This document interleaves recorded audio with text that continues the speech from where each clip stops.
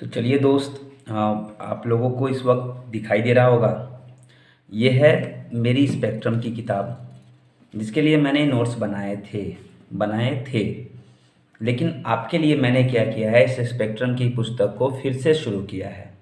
और आपके सामने जो है, क्योंकि लिखने में बहुत थोड़ा सा मतलब कम से कम मुझे 1.5 घंटे लगे थे। तो 1.5 घंटे में मैंने क्या किया, 10 या 12 पेज का एक टॉपिक पे नोट बनाया है। पुर्तगालियों का आगमन, यूरोपियों का आगमन। यूरोपियों का आगमन जो चैप्टर है, उसके अंतर्गत पुर्तगालियों का आगमन और उनके द्वारा किए गए कार्य, उनकी उपलब्धियां, उनके पतन, इसके बारे में जो है मैंने एक टॉपिक तैयार किया आज के लिए। देखिए, आपको करना क्या है कि सबसे पहले तो आप चैप्टर देख ले या पेज देख ले, और देख ले कि आपको कितने दिनों में पढ़ना है। अगर आपको 2 महीने में पढ़ना है, थोड़ा सा ज़्यादा पढ़ना है। 6 महीने में पढ़ना है, क्योंकि मैंने 2 महीने का मैक्सिमम 3 महीने का टारगेट लिया है। तो 3 महीने में इसे अच्छे से पढ़ने के लिए और नोट्स तैयार करने के लिए हमें क्या करना पड़ेगा, बहुत ही माइनर, मिनिमम 10 पेज देखना पड़ेगा। और 10 पेज में कोशिश करना है कि एक टॉपिक कवर हो जाए। ऐसा नहीं कि 10 पेज में, अगर कभी कभी 9 पेज में आपका टॉपिक कवर हो जाए, कभी 12 पेज लग जाएंगे। जैसे आज मेरा 12 पेज लग गया है। तो मैं दिखाता हूँ थोड़ा सा, मैंने जो है अब किस प्रकार इसको रेडी किया है। जानबूझ के मैंने जो है, ये देखिए, तो नोट्स है मेरे, लेकिन मैंने क्या किया कि यहाँ से मैंने फिर से शुरू कर दिया। यहाँ से मैंने फिर से शुरू कर दिया आपके लिए, ताकि आपको अच्छे से समझ में आए। तो चलिए, सबसे पहले मैं अपने फर्स्ट पेज पे चलता हूँ, आपको दिखाने के लिए। आशा करता हूँ आपको दिखाई दे रहा होगा। देखिए, मैंने लिखा है यहाँ पे, ध्यान दीजिएगा, इकाई 1 अध्याय 3। मैंने बताया था 2 अध्याय में क्या क्या है। आप किताब लेके बैठिए साथ में, और आपको बड़े ही अच्छे से समझ में आएगा। ये पुस्तक है और बड़े ही मज़े से अभी समझ में आने वाला है। तो अध्याय 3, और इसका नाम है भारत में यूरोपियों का आगमन। यूरोप में बहुत सारे देश है, बहुत सारे देश हैं यूरोप में। उन्हीं में से जो है पुर्तगाल, या फिर अगर हम कहें ब्रिटेन, तो ये सब जो है, ये लोग जैसे जैसे आए तो सबको मिला के कहा जाता है यूरोपियों का आगमन। तो यूरोपियों के आगमन के अंतर्गत हम लोग पुर्तगाली शक्ति के बारे में पढ़ेंगे, किस प्रकार पुर्तगाली हमारे भारत में आए थे। तो मैं पहले किताब, नोट्स तो है, नोट्स तो एक निचोड़ है। पहले इस पुस्तक को देखिए आप लोग, कहाँ से मैंने इसे उठाया है।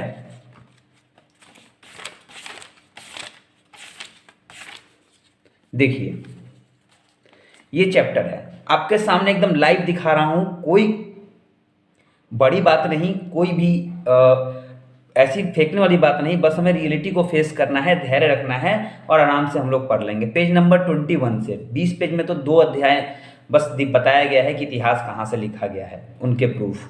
लेकिन यहाँ से शुरू होता है इकाई 2 अध्याय 3, यूरोपियों का आगमन एवं ब्रिटिश शासन का सुदृढ़ीकरण। तो इन दोनों के बारे में हमें इस इकाई में पढ़ना है, और अध्याय 3 में हम लोग शुरू करेंगे भारत में यूरोपियों का आगमन। तो देखिए, यहाँ से क्या है कि हमें कैसे पढ़ना है। हमें जब भी आप पढ़ें, मैं सबसे बड़ी चीज़ आपको बताता हूँ, जब भी आप पढ़ें तो आपको बोल बोल के पढ़ना है, मन ही मन नहीं पढ़ना है। गेट को आराम से बंद कर ले, चेयर लगा ले, जब भी पढ़े चेयर और टेबल के साथ पढ़ें, नींद नहीं आएगी। पानी हमेशा साथ में रखें, जब भी लगे कि नींद आने वाली है 2-3 घूंट पानी पी ले, फिर पढ़े। बहुत मज़ा आने वाला है। 4-5 घंटे तो मज़े से आप लोग पढ़ेंगे, बिना किसी रोक टोक के। तो यहाँ पे ये हेडिंग आप देख ले होंगे, भारत में यूरोपियों का आगमन। अब आप लोग खुद पढ़ेंगे, मैं आपको बता देता हूँ। एक बार बोल के जरूर पढ़िएगा, एक बार बिना बोले पढ़िएगा। मतलब एक छोटा सा पैराग्राफ आपको समझ में आ जाएगा दोनों में क्या अंतर होता है। चलिए, बोल के जब इसको पढ़ेंगे तो आपको यहाँ से लेके और पूरे यहाँ तक, इसमें छोटे छोटे पैराग्राफ हैं। आपको ये समझ में आएगा कि क्यों, आखिर क्या ज़रूरत पड़ी, या फिर क्यों यूरोपियों को, ये यूरोपियों के बारे में दिया हुआ है। चैप्टर का एक इंट्रो कह सकते हैं, परिचय। देखिए, इतिहास जो है याद करने की चीज़ नहीं होती। अगर आप मुख्य परीक्षा के लिए तैयारी कर रहे हैं, इतिहास समझने की ज़रूरत होती है। आप समझ लेंगे तो कुछ डेट, अगर आपको तारीखें अगर कुछ थोड़ी थोड़ी याद हैं, तो बड़े ही अच्छे से और बेहतरीन ढंग से आप मुख्य परीक्षा में लिख सकते हैं। तो मैंने जो इतना पढ़ा तो मुझे ये समझ में आया कि यूरोप में जो है औद्योगिक क्रांति चल रही थी, पुनर्जागरण का काल चल रहा था और उनको ज़रूरत थी कच्चे माल की, उनको ज़रूरत थी बाजार की। ऐसा नहीं था कि पहले व्यापार नहीं होता था, पहले व्यापार होता था लेकिन स्थल मार्ग से होता था। आप कभी वर्ल्ड मैप देखेंगे तो वर्ल्ड मैप में आपको दिखेगा कि किस तरह से जो है भूमि के थ्रू, अभी आपने हाल में सुना होगा कि बस इंग्लैंड जा रही है भारत से, तो भूमि के थ्रू जा सकते हैं। व्यापार संभव था यूरोप का एशिया से, लेकिन बीच में कुछ ऐसी समस्या आई, अरबों का आक्रमण हो गया मिस्र पर और कुछ मिस्र के भागों पर उनका कब्जा हो गया, जिससे आवागमन अवरुद्ध हो गया, जिसके वजह से अब व्यापार तो रुक गया। और व्यापार जब रुक गया तो लोग जो थे, यूरोपीय लोग, वो लोग क्या करने लगे, व्यापारी साधन ढूंढने लगे किस प्रकार पहुंचा जाए, तो उन्हें समुद्री मार्ग समझ में आया। तो कुछ इसी प्रकार के कारण थे, पुनर्जागरण काल चल रहा था, औद्योगिक क्रांति आ गई थी, उद्योग धंधों का विकास हो रहा था, उन्हें बाजार की ज़रूरत थी, कच्चे माल की ज़रूरत थी। देखिए मैंने पढ़ा है बड़े आराम से और मुझे इतना समझ में आया। अब यहाँ से इतने के बाद जब मैंने यहाँ से शुरू किया तो सबसे पहले मैंने ये चीज़ें नोट की, इन चीज़ों को मैंने देखा कि क्या क्या कारण था। तो देखिए मैंने कितने आसानी से 5-6 लाइनों में, 7 लाइनों में जो है इस कारण को लिख लिया, ताकि कभी कारण अगर व्याख्या करने के लिए आए तो हमें समझ में आए। तो मैंने हेडिंग दी यूरोपीय शक्तियों के आगमन का कारण। क्या कारण था, देखिए समझेंगे तो हमें बहुत चीज़ें, जैसे यूरोप में पुनर्जागरण, तो इसमें कुछ भी ज़्यादा याद करने की ज़रूरत नहीं है। पुनर्जागरण मतलब पुनर्जागृति, बदलाव। कृषि में निवेश कम लाभ, यानी कृषि में अधिक निवेश करने पर लाभ कम होता था, तो खेती का कोई स्कोप नज़र नहीं आ रहा था, उसमें ज़्यादा लाभ नहीं हो रहा था। कच्चे माल की आवश्यकता, उद्योग धंधों को चलाने के लिए बहुत सारे कच्चे माल की आवश्यकता थी, जो कि अपने देश में उन्हें संभव नहीं लग रहा था। नवीन बाजारों की प्राप्ति या विस्तार, उन्हें नए बाजारों को बढ़ाना था ताकि नए ग्राहक मिले, बहुत सारे ग्राहक मिले और उद्योग धंधे चल सके। पूर्व की धन संपदा का आकर्षण, चूंकि मार्को पोलो एक यात्री था जो बहुत पहले भारत में आया था, पूर्व की यात्रा की थी, उसने बताया था कि पूर्व में बहुत संपत्ति है, बहुत सोना चांदी, बहुत धन है और बहुत ही उपजाऊ मिट्टी है, बहुत सारे वहाँ पे अवसर हैं। तो इन सब चीज़ों की लालसा भी उन्हें खींच लाई। ईसाई मत का प्रचार प्रसार, एक उद्देश्य ये भी था कि भाई हमें पूरे वर्ल्ड में ईसाई मत का प्रचार प्रसार करना है। और उसके बाद यूरोप में सामंतवाद के स्थान पर पूंजीवाद व्यवस्था। सामंतवाद और पूंजीवाद में क्या अंतर है, सामंतवाद में और पूंजीवाद में क्या अंतर है? तो पूंजी से आप लोग समझते होंगे धन, बहुत सारा धन, यानी कि धन बहुत हो गई थी, पूंजी बहुत हो गई थी। अब सामंतवाद का गया जमाना कि हमने धन रखा है और उसको हमने संजोग के रखा है, नहीं, हमें पूंजीवाद में विश्वास करना है, पूंजी बनानी है, उसी धन से धन कमाना है। तो ये कुछ कारण थे। अब फिर बुक को मैंने उठाया और मैंने यहाँ से पढ़ना शुरू किया कि किस प्रकार जो है ये सारे कारण, यहाँ कारण खत्म हो गए। अब यहाँ पे था कि भारत के लिए समुद्री मार्ग की खोज एवं पुर्तगालियों का आगमन। जैसा कि हेडिंग से पता चलता है कि समुद्री मार्ग की खोज की आवश्यकता क्यों पड़ी, कैसे लोग आए और क्या उनकी मंशा थी। देखिए यहाँ पे एक छोटा सा हेडिंग है, पुर्तगालियों का मंतव्य, मतलब उनकी क्या मंशा थी और उनके आने पर भारत की स्थिति क्या थी। यहाँ ये तीसरा, यहाँ देखिए, पुर्तगालियों के आगमन के समय भारत की स्थिति क्या थी। इतना ही हमें समझना है दोस्त। और देखिए मैंने इसको कैसे, इसके नोट्स तैयार किए। ये तो हो गया कारण। अब यहाँ देखिए, केप ऑफ गुड होप से होकर पहली बार 17 मई 1498 को वास्को डी गामा भारत के कालीकट पहुंचा। तो वो एक पुर्तगाली व्यापारी, या व्यापारी कहिए या उसको यात्री कहिए, बाद में लोग व्यापार कर लेंगे, पहले तो वो एक यात्री था। तो पहली बार केप ऑफ गुड होप से होकर, ऐसा नहीं कि पहली बार जो थे यूरोपीय भारत आए थे, ऐसा नहीं है, पहले भी आ चुके थे। लेकिन केप ऑफ गुड होप से होकर कभी कभी यूपीएससी या कभी आप बड़े पीसीएस एग्जाम दीजिएगा तो उसमें ऐसे ही आपको क्वेश्चन फंसाएगा, लिख देगा कि सीधे इस केप ऑफ गुड होप को हटा देगा और लिखेगा कि पहली बार जो है भारत की यात्रा यूरोपियों ने कब की थी, कौन से शताब्दी में की थी। तो आप तो सीधे 1498 याद रहेगा, आप 15वीं शताब्दी मार दीजिएगा। लेकिन नहीं, बहुत ही पहले से लगभग 12वीं 11वीं शताब्दी से व्यापार होता आ रहा है और वो लोग आते थे। लेकिन समुद्री मार्ग की जो खोज थी वो वास्को डी गामा ने की थी, क्योंकि ऐसी आवश्यकता आ गई थी, जैसा मैंने आपको बताया था। क्लियर है, यही ऐसे ही आपको क्लियर होना है। नोट्स जब आप पढ़ेंगे और नोट्स लिखेंगे तो आपको ऐसे ही जो है क्लियर होते जाएगा। उसके बाद पुर्तगालियों की मंशा, मैंने अभी यहां पे एक वर्ड यूज देखा था ना, सॉरी फट गया मेरा बुक आप लोगों की वजह से।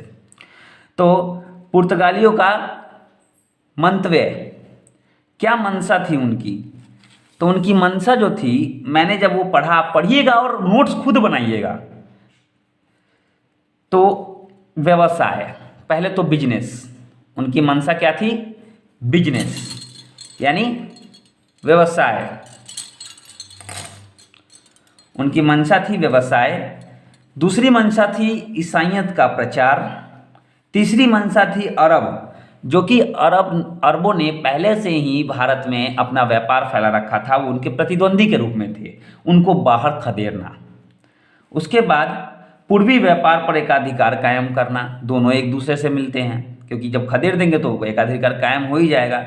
और तत्कालीन पुर्तगाली शासक मैनुअल प्रथम ने क्या किया, 1501 में अरब, फारस तथा भारत के साथ व्यापारिक एकाधिकार की घोषणा कर दी। मतलब उसने तीनों को हरा के 1501 के आसपास उन्होंने क्या किया, लास्ट में ये तीनों मंशा हो गई और ये परिणाम हो गया कि उसने सबको खदेड़ने के बाद, यहाँ पे मैं और बड़ा करता हूँ, सबको खदेड़ने के बाद उसने क्या किया कि घोषणा कर दी कि भाई हमारा एक अधिकार हो गया, अब ना अरब रहे ना फारस रहे, अब हमारा अधिकार है और भारत में तो हम हैं ही। तो ये उनकी मंशा थी। अब थोड़ा सा आगे चलते हैं, मैंने एक और हेडिंग यहाँ आप लोगों को दिखलाया था पुस्तक में, आप देखिए कि भारत की क्या स्थिति थी। यहाँ आगमन हो गया, यहाँ देखिए पेज नंबर 23, पुर्तगालियों के आगमन के समय भारत की स्थिति क्या थी। तो ये तो पूरा लिखा हुआ है पैराग्राफ, इधर भी पूरा पैराग्राफ लिखा हुआ है। अब इसमें हमें क्या करना है, एक सेकेंड, तो यहाँ पे जो है इसमें हमें क्या करना है कि हमने बड़े ध्यान से इसको पढ़ना है। और कहाँ से प्रेरणा मिली, यहाँ पे अभी प्रेरणा लिखा हुआ है, भारत आगमन की प्रेरणा कैसे मिली, ये तो हमें बड़े ध्यान से उसको बोल बोल के पढ़ना है, हमें ज़्यादा समझ में आएगा। और पढ़ने के बाद फिर हम क्या करेंगे, बुक को साइड में रखेंगे, जो चीज़ें इंपॉर्टेंट होंगी आप बुक में अंडरलाइन कर सकते हैं, मैंने जहाँ तहाँ किया है। तो आपने अंडरलाइन तो कर दिया, अब देखिए मैंने क्या पढ़ा, अब मैं आपको दिखाता हूँ। ये देखिए यहाँ पे भारत की स्थिति क्या थी।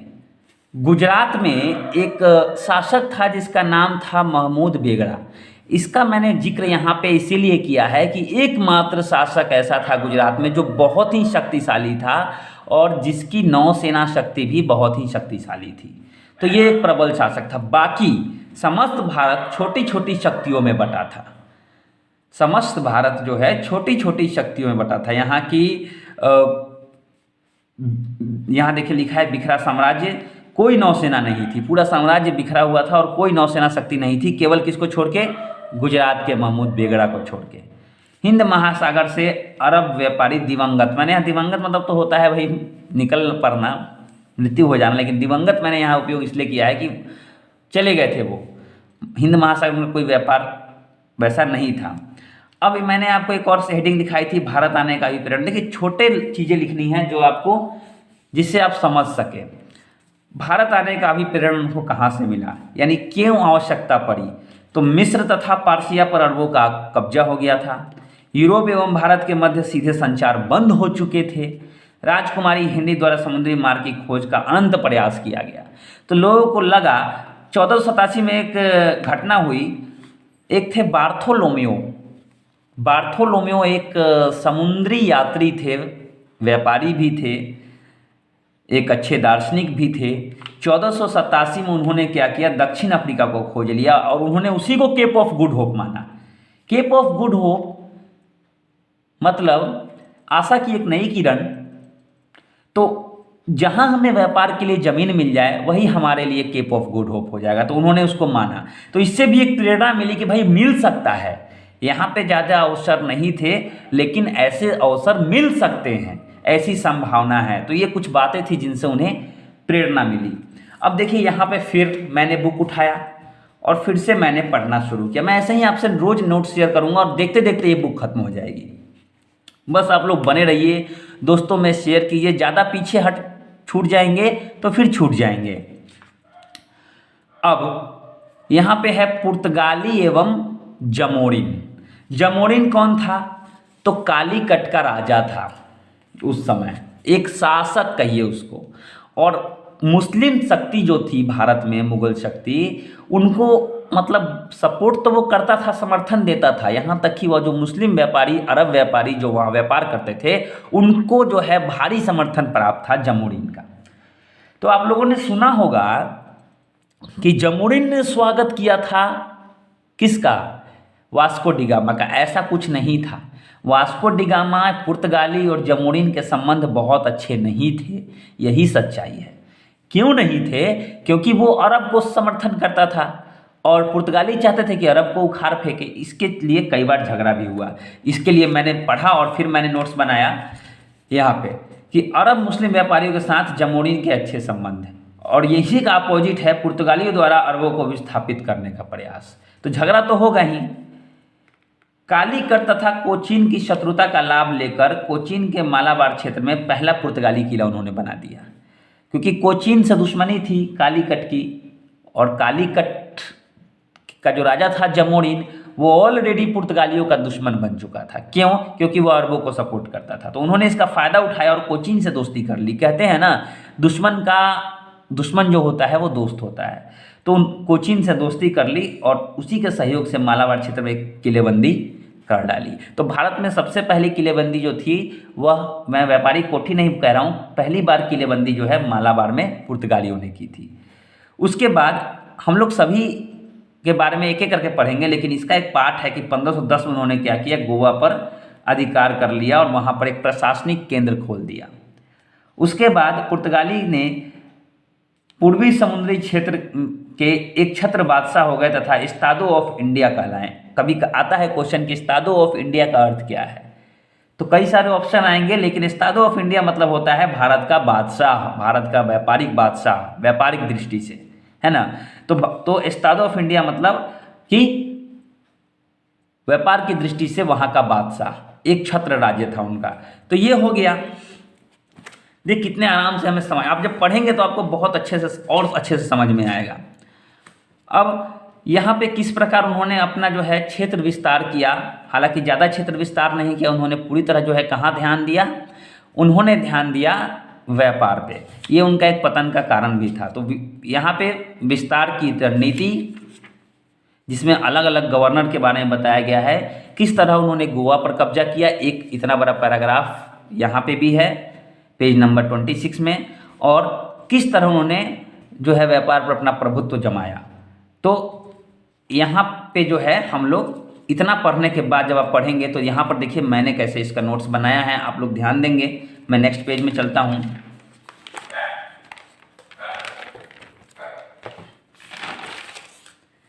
बस ये 1.5 घंटे की पढ़ाई, आप 3 घंटे करेंगे तो कहीं अच्छा कर सकते हैं। अब यहाँ पे देखिए भारत में पुर्तगाली साम्राज्य का सूत्रपात कैसे हुआ।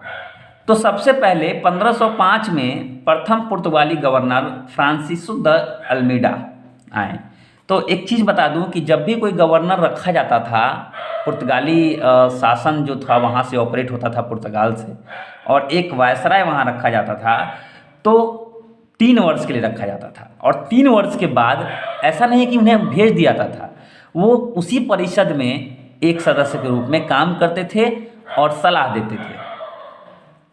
तो 3 वर्षों हेतु 1505 से 9, 1505 से 9, तो यहाँ पे 4 वर्ष हो गए, 1 साल बढ़ा था, इतने दिन के लिए वो रहे थे, लेकिन 3 वर्षों के लिए ही उन्हें रखा जाता था। तो 1505 से 9 तक अल्मीडा जो थे वह भारत में एक गवर्नर के रूप में रहे। उन्होंने क्या क्या कार्य किए, अल्मीडा के कार्य या उनकी उपलब्धि कहिए इसको, कुछ कार्य किए। आपने अभी तक बहुत कम कार्य पढ़ा होगा, लेकिन जब स्पेक्ट्रम पढ़ेंगे तो काफ़ी डिटेल में इसके बारे में लिखा हुआ है। पुर्तगाली जो स्थिति थी उसको सुदृढ़ किया। अदन, आमुज एवं मलक्का, ये तीनों क्षेत्र हैं जहाँ पर मुस्लिम व्यापार बड़े ही सुदृढ़ था। वहाँ के मुस्लिम बाजार जो है उन्होंने बर्बाद कर दिए, व्यापार बर्बाद कर दिए और सब पर क्या कर लिया, कब्जा कर लिया। ये एक महत्वपूर्ण काम किया था। तीसरा, मतलब अपने लिए कोचीन, केलवा तथा किलवा में किलेबंदी की। ये मैंने बताया कोचीन क्या था, दुश्मन था कालीकट का, वहाँ किलाबंदी अल्मीडा ने ही किया। लाल सागर में चौकसी बढ़ाई। लाल सागर में मिस्र का हस्तक्षेप हो रहा था, तो वहाँ पे उन्होंने क्या किया, चौकसी बढ़ाया। मिस्र तथा गुजरात के संयुक्त नौसेना को हराया। एक बार युद्ध हुआ था मिस्र तथा गुजरात में, तो एक बार तो अल्मीडा हार गए थे और उसी हार में जो है अल्मीडा के पुत्र की मृत्यु हो गई थी। आप जब पढ़ेंगे डिटेल में तो आपको पता चलेगा। उसी के चक्कर में उन्होंने फिर से युद्ध किया और मिस्र तथा गुजरात के संयुक्त नौसेना को हराया था। इस प्रकार अल्मीडा के पश्चात जो है अल्फांसो डी अल्बुकर्क आए, जो 9 से लेकर 15 तक रहे। उन्होंने क्या किया कि पुर्तगालियों के वायसराय के रूप में जो है भारत में आए। कितने साल रहे थे, 6 साल, 2 बार ये रहे थे। तो ये इनका, अब यहाँ से हम लोग अल्बुकर्क के बारे में थोड़ा सा जानते हैं। सारे गवर्नर के बारे में बताया गया किस प्रकार जो है पुर्तगाली शक्ति का विस्तार हुआ। आप चाहें तो कुछ और ज़्यादा भी लिख सकते हैं, आपके नोट्स बनाने पे डिपेंड है। हो सकता है कि आपके नोट्स मेरे नोट्स से काफ़ी बढ़िया हो। अल्फांसो डी अल्बुकर्क, इनकी उपलब्धि क्या थी? सबसे पहले इनको वास्तविक संस्थापक कहा जाता है। क्यों? क्योंकि पुर्तगालियों की जो विस्तार था, क्षेत्र विस्तार से लेकर शासन से लेकर व्यापारिक उपलब्धि, इन्हीं के समय में काफ़ी विस्तार हुआ था इन सब चीज़ों में, इसलिए इनको वास्तविक संस्थापक कहा था। इन्होंने क्या क्या किया, इनकी उपलब्धि देखिए। पुर्तगाली साम्राज्य की पूर्ण स्थापना की, यानी पूरी तरह से स्थापना जो है इन्होंने ही की। समुद्री व्यापारिक प्रवेश जो जहाँ जहाँ थे वहाँ पे पुर्तगाली बेस की स्थापना की, सैनिक बेस की स्थापना, सैन्य बेस की स्थापना उन्होंने सारे जो जितने भी एंट्री पॉइंट थे वहाँ पे किया। 1510 में आदिल शाह जो गोवा का शासक था उसको हराकर जो है उससे गोवा छीन लिया। हिंदू महिलाओं के साथ विवाह नीति, हिंदू महिलाएं जो थी उनसे विवाह करके और साम्राज्य का विस्तार किया। इनके समय पुर्तगाली एक मजबूत नौसैनिक शक्ति बने। नौसेना को उन्होंने काफ़ी सुदृढ़ किया। 1511 में क्या किया था, मलक्का पर पुर्तगाली प्रभुत्व कायम कर लिया। पहले मलक्का कोचीन के अंतर्गत था, उन्होंने उस पर भी अपना अधिकार कायम किया। पश्चिम भारत के विभिन्न हिस्सों का दुर्गीकरण किया, यानी दुर्ग बनाए, जहाँ तहाँ किलेबंदी की। तो ये सारे प्रयास बहुत ही महत्वपूर्ण थे अल्बुकर्क के द्वारा, इसलिए जो है इनको वास्तविक संस्थापक कहा जाता है। और उन्होंने क्या किया कि और भी कुछ चीज़ें थी, जैसे भारत में पुर्तगालियों का व्यापारिक प्रभुत्व, इसमें एक हेडिंग है, एक कार्टेज व्यवस्था थी, आपने पढ़ा होगा कार्टेज व्यवस्था। इसमें क्या था कि जैसे कि अगर मैं भारतीय हूँ और मुझे जहाज भेजना है समुद्र में, चाहे वह कार्गो जहाज हो चाहे वह मछली मारने के लिए हो, हमें आदेश लेना पड़ेगा पुर्तगालियों से। अगर आपने आदेश नहीं लिया तो वो लोग उस पर हमला करेंगे और पूरा सामान लूट लेंगे। तो यही थी कार्टेज व्यवस्था। भारतीय जहाज़ों को पुर्तगाली वायसराय से आज्ञा लेनी पड़ती थी, यही कार्टेज व्यवस्था थी। वस्तु विनिमय के लिए वो लोग क्या करते थे, पश्चिम से सोना चांदी लाते थे तथा बदले में मसाला एवं कपड़े ले जाते थे। व्यापारिक लाभ का मुख्य स्रोत मसाला था। क्या था? मसाला, दालचीनी, मिर्च, काली मिर्च, ये इसका सबसे ज़्यादा व्यापार हुआ। मसालों के अतिरिक्त वो लोग क्या करते थे, जो एशियाई देश थे, एक देश से दूसरे देश वो लोग सामान का भी आदान प्रदान करते थे, पहुंचाते थे, जिसका किराया लेते थे और उससे भी उनको लाभ होता। तो ये सब जो थे उनके कुछ आय के स्रोत थे। तो यहाँ तक हमने पढ़ा। अब थोड़ा सा बुक पे ध्यान देते हैं। इतना के बाद अब हम लोग देखेंगे कि पुर्तगालियों का मुगलों के साथ कैसा संबंध था। जब उनका एक उद्देश्य था, मैंने बताया था कि ईसाइयत का प्रचार, तो उन्होंने मुगलों को अटेम्प्ट किया, मुगलों के पास गए और शुरू शुरू में मुगल शासक चाहे वह अकबर हो या जहांगीर हो, सबने जो है बहुत ही रुचि ली ईसाइयत में। कई सारे, क्योंकि जहांगीर को तो ऐसे ही चित्रकला में बहुत शौक था उनका, तो उसने क्या किया कि चित्रकला में बहुत ही इंटरेस्ट लिया, जिसके वजह से लगा कि पुर्तगालियों के कि हो सकता है कहीं वह बाद में ईसाई बन जाए, और उन्होंने एक अवसर देखा कि मुगलों को ईसाई बना देंगे, लेकिन ऐसा हुआ नहीं। और मुगल क्यों उनको इतना संरक्षण दे रहे थे? क्योंकि उन्हें बहुत सारा हथियार चाहिए था उनसे, वो अपनी शक्ति बढ़ाने के लिए पुर्तगालियों से आधुनिक हथियार लेना चाहते थे। तो ये एक कारण था, दोनों तरफ से अपना अपना लाभ देखा जा रहा था। लेकिन बाद में ना ही पुर्तगालियों ने मुगलों को कोई सहायता दी, ना ही मुगल ईसाई बने। तो यहाँ पे देखिए, मैं एक हेडिंग आपको बताता हूँ, अकबर एवं पुर्तगाली, उसके बाद जहांगीर एवं पुर्तगाली, इसके ऊपर है ईसाइयों के संरक्षण के पीछे राजनीतिक मंशा। क्या मंशा थी मुगलों की, मुगल शासकों की, उसके बारे में दिखाया गया है, और किस तरह जो है अंग्रेज़ों से पुर्तगालियों की शत्रुता हो गई। तो इसके बारे में मैंने क्या नोट्स बनाया अभी आपको दिखाता हूं मैं अगले पेज में।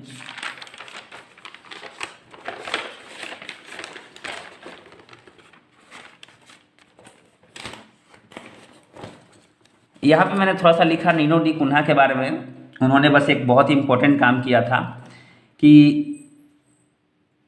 कुन्हा ने क्या किया था कि पुर्तगाली सरकार का जो मुख्यालय था वह कोचीन से गोवा लेकर चले गए थे। ऑलरेडी गोवा प्रशासनिक केंद्र था और वहाँ सरकार का भी मुख्यालय लेकर चले गए, तो थोड़ी सी आसानी यहाँ पे हुई। और एक था वेडोर दा फ्रेजेंडा, मुझे बीच में मिला इसलिए मैंने पॉइंट आउट कर लिया इसको। राजस्व तथा कार्गो एवं नौसैनिक बेड़ा भेजने का जिम्मेदार को जो है वेडोर दा फ्रेजा कहा जाता है। तो भारत में पुर्तगाली प्रशासन के मुखिया को वायसराय कहा था, ये 3 वर्ष के लिए आते थे। तो थोड़ा सा पॉइंट आउट मैंने किया है। अब देखिए पुर्तगालियों की धार्मिक नीति एवं मुगलों से संबंध, कैसे संबंध है। देखिए शुरू से आप लोग पढ़ेंगे तो बहुत ही मजे से समझना है इतिहास को। इतिहास रटने चाहे याद करने की चीज़ नहीं है। मैं ऐसे ही डेली आपके लिए नोट्स लेके आऊँगा, आप पढ़ेंगे। अब देखिए मैंने इतना काम किया, आपको क्या करना है कि आपको भी इतना ही काम करना है। चलिए देखते हैं उसको, मैं बताता हूँ उसको बाद में आपको क्या करना है। कैम्बे की यात्रा के दौरान पहली बार अकबर जो है कुछ पुर्तगाली यात्रियों से मिला। पहली बार उसे मिला 1572 में, उसने पुर्तगालियों को देखा। तो विदेशियों में तो जो है पहली बार जो विदेशियों को देखता है उनका इंटरेस्ट ऐसे ही विदेशियों पर रहता है। तो पहली बार जब अकबर ने देखा तो बहुत कुछ अकबर के अंदर बहुत सारे जिज्ञासाएं थी, तो वो जानना चाहता था पुर्तगालियों के बारे में। अकबर को ईसाइयत की जानकारी लेने में रुचि देखकर पुर्तगाली पादरियों ने इसे अवसर माना। उन्होंने माना कि कहीं जो है अकबर ईसाई न बन जाए।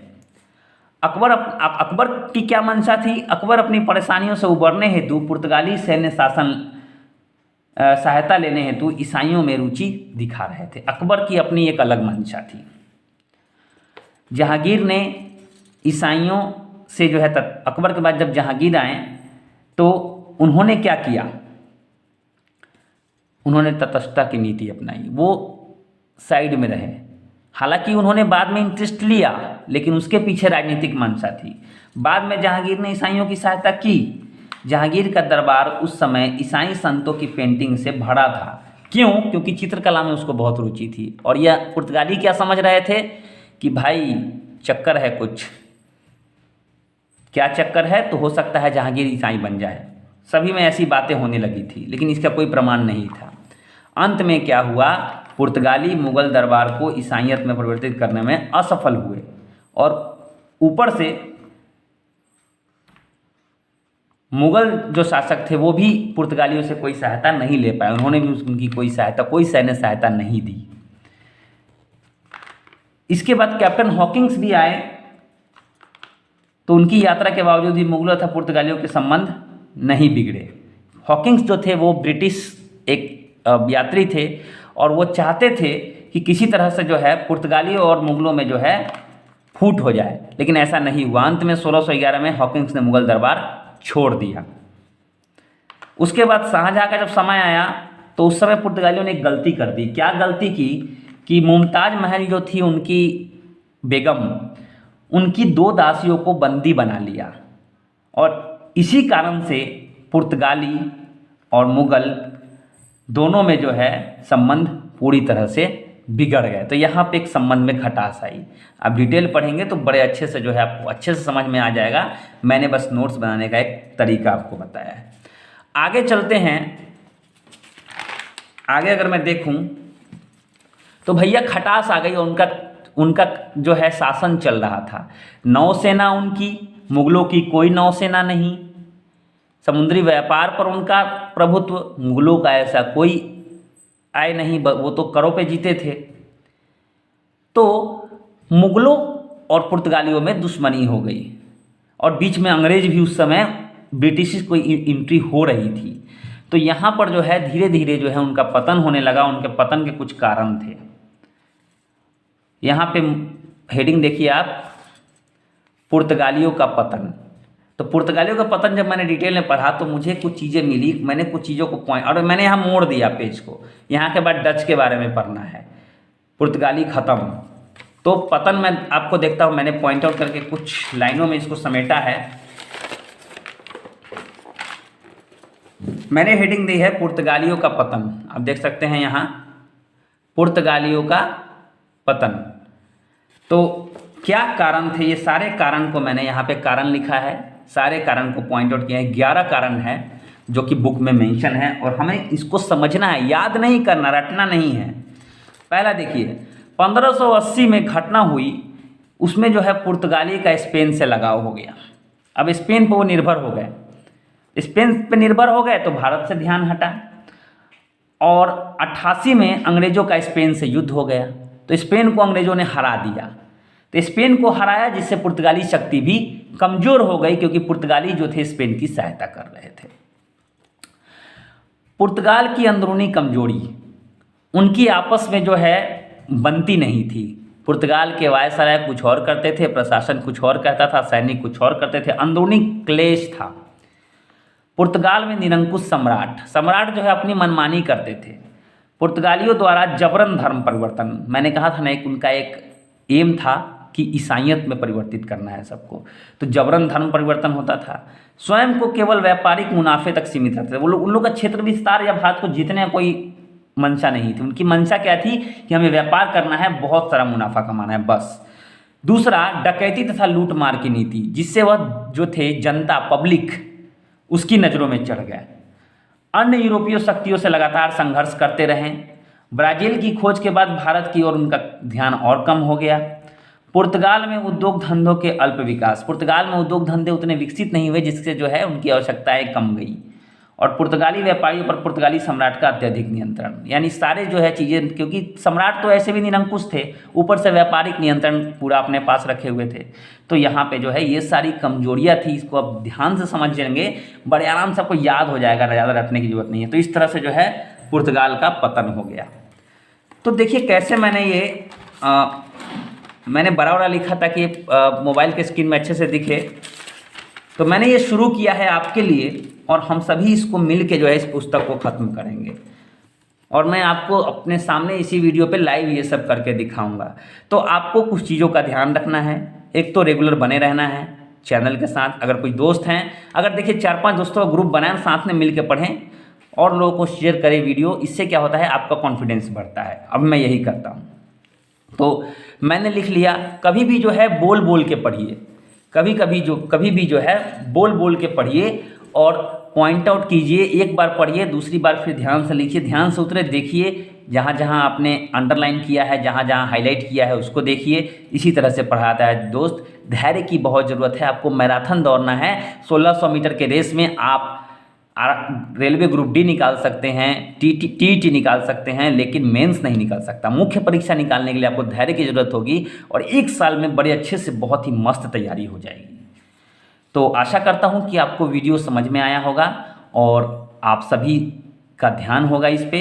और दोस्तों, अभी तक आपने अगर मेरा चैनल सब्सक्राइब नहीं किया तो चैनल सब्सक्राइब कर ले। बहुत कुछ आने वाला है, मैं ऐसे ही आपको गाइड करता रहूँगा। अभी बाद में जब थोड़ा सा हम लोग इसको ज़्यादा पढ़ लेंगे तो हम लोग जो है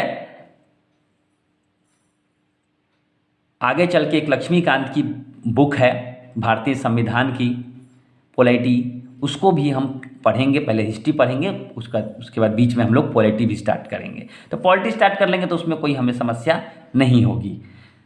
तो आशा करता हूँ बहुत ही अच्छे से आपको समझ में आया होगा और आप सभी इससे चिर परिचित होंगे। तो चलिए अब आते हैं अपने फ्रंट कैमरा।